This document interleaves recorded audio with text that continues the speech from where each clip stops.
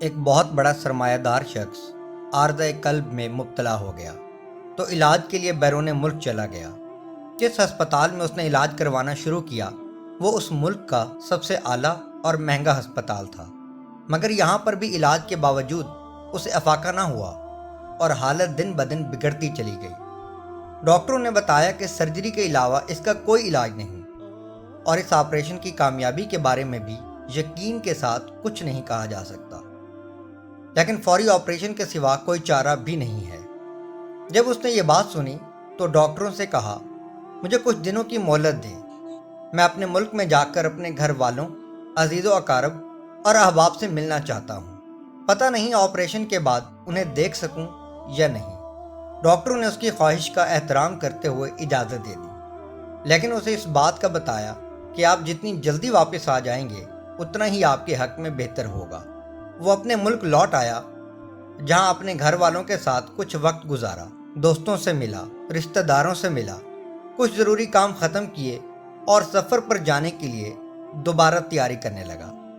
سفر پر جانے سے پہلے وہ اپنے ایک دوست کے ساتھ قریبی مارکیٹ میں گیا۔ اس کا گزر ایک قصاب کی دکان کے پاس ہوا۔ اس نے دیکھا ایک بڑھیا گوشت کے بچے کچے ٹکڑے اور ہڈیاں اکٹھی کر رہی ہے۔ اس بڑھیا کی غربت اور ناداری دیکھ کر اس کے دل کو دھچکا لگا۔ اس نے بوڑھی عورت کو آواز دی اور نہایت احترام سے پوچھنے لگا، اماں جان، یہ آپ کیا کر رہی ہیں؟ وہ کہنے لگی، میں ایک غریب عورت ہوں اور اپنی 3 بیٹیوں کے ساتھ انتہائی تنگی اور مشکل کے ساتھ گزارا کر رہی ہوں۔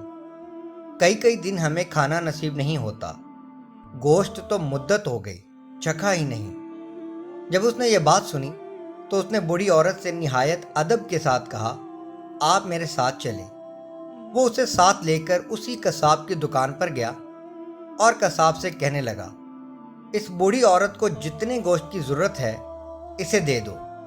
بوڑھی عورت نے کہا، ہمارے لیے 1 کلو گوشت کافی ہے۔ اس نے کہا، اس اماں کو 2 کلو گوشت دے دو اور ہر ہفتے اسے 2 کلو گوشت دے دیا کرو۔ پھر اس نے 1 سال کی رقم ایڈوانس میں یکمشت اس قصاب کو ادا کر دی۔ اس مسکین بڑھیا نے اسی وقت اپنے ہاتھ اٹھائے اور اس کے لیے دعا کرنی شروع کر دی۔ جتنی دعائیں اس بڑھیا کے دل و دماغ میں آ سکتی تھیں وہ سب اس نے کر ڈالی۔ اس شخص کے لیے بڑھیا کے دل کی اتھاہ گہرائیوں سے دعائیں نکل رہی تھیں۔ بڑھیا کی دعاؤں کا سلسلہ ابھی منقطع نہیں ہوا تھا کہ اس شخص نے اپنے اندر تبدیلی محسوس کی۔ اسے محسوس ہوا کہ اس کا مرض کم ہو رہا ہے اور اس کی حالت بہتر ہو رہی ہے۔ جب وہ گھر واپس آیا تو اس کا اپنی بیٹی سے سامنا ہوا۔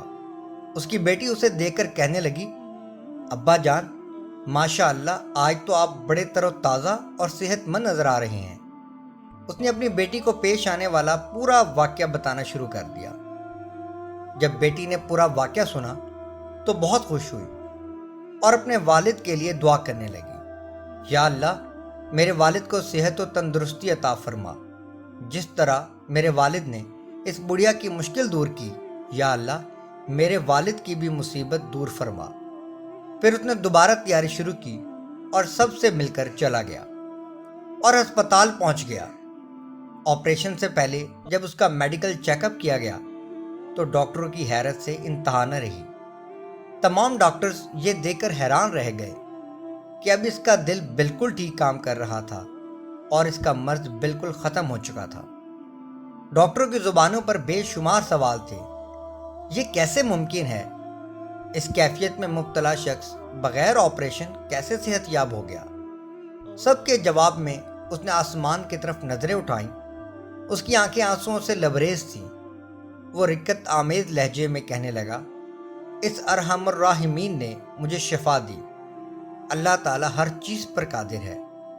یہ شخص زندگی کی نسبت موت کے زیادہ قریب تھا۔ اپنے گھر والوں اور عزیز و اقارب کو الوداع کہنے آیا تھا کہ بڑھیا کا واقعہ پیش آ گیا۔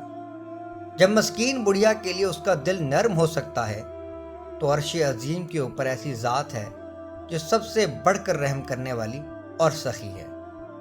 شکریہ۔